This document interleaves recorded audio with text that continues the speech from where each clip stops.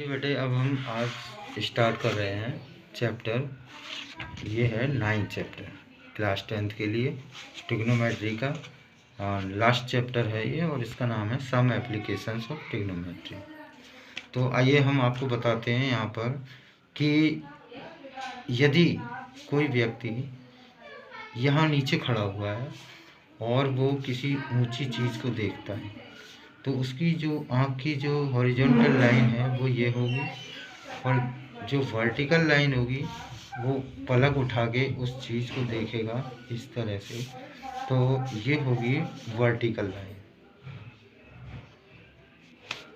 आँख की vertical line होगी। तो हॉरिजॉन्टल लाइन और वर्टिकल लाइन के बीच में जो एंगल बनता है वो कहलाता है एंगल ऑफ एलिवेशन। इस एंगल को क्या बोलते हैं? Angle of elevation. Angle of elevation. और इसके विपरीत अगर हम ये सोचें कि भाई हम एक ऊंची छत पर बैठे हुए हैं और नीचे ये कार जा रही है, ये कोई कार है और व्यक्ति यहाँ पे बैठा हुआ है छत पर, और तब वो अगर इस चीज़ को देखता है ऊपर से, तो उसकी आँख की जो हॉरिजॉन्टल लाइन है वो सीधी होगी, जैसे कि यहाँ पर थी। इसी तरह से ये आँख की हॉरिजॉन्टल लाइन होगी और ये आँख की वर्टिकल लाइन होगी। तो हॉरिजॉन्टल लाइन और वर्टिकल लाइन के बीच में जो यहाँ एंगल बनेगा वो होगा angle of depression. Angle of depression. तो बेटे, पहले हम आपको बता चुके हैं कि जब दो लाइन पैरेलल होती हैं और एक ट्रांसवर्सल लाइन होती है, तो ये एंगल और ये एंगल इक्वल होते हैं, क्योंकि ये अल्टरनेट इंटीरियर एंगल है। तो जो एंगल ऑफ डिप्रेशन है वो एंगल ऑफ एलिवेशन के ही बराबर होता है, क्योंकि ये दोनों लाइन पैरेलल है और ये एक ट्रांसवर्सल का काम करती है, तो ये एंगल इसी के इक्वल होता है। तो angle of elevation, angle of elevation equals to angle of depression. Angle of depression. ठीक है बेटे, तो ये हमें ध्यान रखना है और इसी पर बेस्ड है हमारी ये एक्सरसाइज है, एक्सरसाइज 9.1। अब हम आज ये स्टार्ट कर रहे हैं 9.1। तो फर्स्ट क्वेश्चन को हम पढ़ते हैं। यहाँ पर ये दिया हुआ है, a circus artist is climbing a 20 metre rope. ये मान लीजिए कि कोई सर्कस आर्टिस्ट है और ये एक पोल पर एक रस्सी को बांध करके, यहाँ रस्सी बांध करके और इस पर चढ़ रहा है। तो जब कोई व्यक्ति इस पर चढ़ता है, सर्कस आर्टिस्ट है, तो ये रस्सी की जो लेंथ है वो 20 मीटर दी हुई है।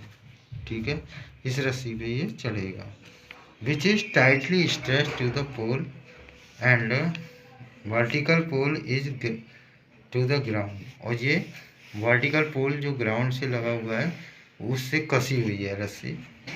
Find the height of the pole, यानी हमें हाइट निकालनी है पोल की। साथ में हमें ये एंगल ऑफ एलिवेशन दिया हुआ है 30 डिग्री। तो बेटे, इसको हम एक राइट एंगल ट्रायंगल की तरह ट्रीट करते हैं। यहाँ ये ए हो गया, ये बी हो गया और ये सी हो गया। तो यहाँ पर हमें निकालना क्या है? हमें परपेंडिकुलर निकालना है, जो कि राइट एंगल ट्रायंगल में परपेंडिकुलर निकालना है। हमें गिवन क्या है? यहाँ पर हमें एक तो एंगल दिया हुआ है और एक हाइपोटेन्यूज दिया हुआ है। तो देखिए बेटे, जो साइड हमें निकालनी होती है हम उसे ऊपर लिखते हैं। जैसे कि हमें यहाँ परपेंडिकुलर दिया हुआ है तो हम उसे जो निकालना है परपेंडिकुलर वो ऊपर लिखते हैं, और जो साइड दी हुई है उसे हम हाइपोटेन्यूज को नीचे लिखते हैं। और इस तरह से हम देखते हैं कि हमारा क्या बन जाता है। देखिए, P B P upon H H B में, जैसा कि हमने आपको बताया था पहले, तो ये है परपेंडिकुलर अपॉन हाइपोटेन्यूज। तो परपेंडिकुलर अपॉन हाइपोटेन्यूज होता है साइन थीटा। ठीक है बेटा, तो sine theta is equal to perpendicular upon hypotenuse. तो परपेंडिकुलर अभी हमें एच मान रखा है हमने, और हाइपोटेन्यूज है 20, और इधर साइन थीटा की जगह आ जाएगा 30 डिग्री। ठीक है बेटे, तो h upon 20 is equal to sine 30 की वैल्यू हम यहाँ पुट कर देंगे जो हमने टेबल में आपको सिखाई है 1/2। इस तरह से क्रॉस मल्टीप्लाई करेंगे तो 2h is equal to 20, therefore h is equal to आएगा 20/2। तो इस तरह से हमारा हाइट ऑफ पोल 10 मीटर आ जाता है। ये इस तरह से हम इस क्वेश्चन को कंप्लीट करते हैं। आइए बेटा हम इसी एक्सरसाइज के सेकंड क्वेश्चन को देखते हैं। सेकंड क्वेश्चन में हमें क्या दिया हुआ है, पहले हम इसको एक बार पढ़ते हैं। If tree break due to the storm and broken part bend so that the top of the tree touch the ground. मतलब ये है कहने का कि एक पेड़ है, ये पूरा बड़ा पेड़ है, आंधी से चटक करके, जैसे मान लीजिए कि ये पेड़ है, ये आंधी से यहाँ से चटक जाता है और चटक करके ये पार्ट ज़मीन को टच कर रहा है इस तरह से। ठीक है बेटा, तो यहाँ से जो ब्रेक हुआ ये, और ये अलग नहीं हुआ इससे, बल्कि ये आधा लटक गया, ये ज़मीन से टच कर रहा है और ज़मीन के साथ ये एंगल बना रहा है 30 डिग्री का। ठीक है बेटे, तो एंगल ऑफ एलिवेशन 30 डिग्री हो गया। और हमें पेड़ की टोटल हाइट फाइंड करनी है। तो देखिए पेड़ की टोटल हाइट का मतलब ये हाइट और ये हाइट तो यहाँ आ गई है, तो यानी कि हाइपोटेन्यूज निकालना है और परपेंडिकुलर निकालना है। इसमें बेस दिया हुआ है, पेड़ जहाँ टच कर रहा है जड़ से कितनी दूरी पर टच कर रहा है, 8 मीटर दूरी। इसका मतलब है हमें एक तो ये वाला साइड निकालना है, इसको हम h मान लेते हैं और इसको x मान लेते हैं। तो एक एक करके हम इनको निकालेंगे। पहले हम इसको ट्रायंगल का नाम दे देते हैं ABC, और यहाँ से हम पहले ये सोचते हैं कि भाई हम हाइट निकालना चाहते हैं, तो कंप्लीट हाइट निकालने के लिए पहले हम इस वाले पार्ट को निकालते हैं।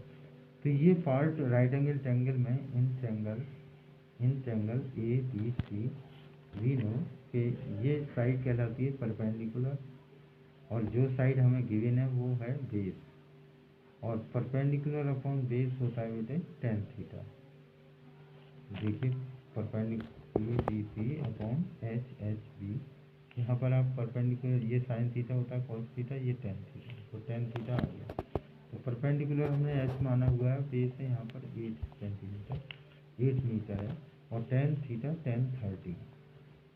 देखिए बेटे tan 30 की वैल्यू 1/√3 होती है, और ये h/8 हमारा चल ही रहा है। इसको हम क्रॉस मल्टीप्लाई करते हैं तो √3h is equal to 8, therefore h is equal to 8/√3। तो हमें अभी एक पार्ट इसका मिल गया, पेड़ का इतना हिस्से का हाइट हमको मिल गया है। इसको नंबर 1 डाल के हम अभी पुट कर देते हैं। इसके बाद अगेन इन ट्रायंगल ABC, अब इस बार हमें बेटे इसका हाइपोटेन्यूज निकालना है। तो हम जिस साइड को निकालते हैं उसको ऊपर लिखते हैं, और जो गिवन साइड होती है उसे नीचे लिखते हैं, हाइपोटेन्यूज अपॉन बेस। तो हाइपोटेन्यूज अपॉन बेस बेटे यहाँ देख के हम बताएंगे क्या होता है, सेक थीटा होता है। तो सेक 30 हो गया, क्योंकि एंगल तो हमारा वही है 30। तो हाइपोटेन्यूज यानी कि हमने इसको x माना है, और बेस हमारा 8 दिया हुआ है, और सेक 30 का वैल्यू कितना होता है बेटे, सेक 30 का वैल्यू होता है हमारा, सेक 30 का वैल्यू हम बताते हैं आपको कितना होता है। सेक 30 2/√3 होता है। तो ये 2/√3 हम यहाँ पुट कर देते हैं, क्रॉस मल्टीप्लाई करते हैं, तो √3x is equal to 16, therefore x is equal to 16/√3। तो बेटे ये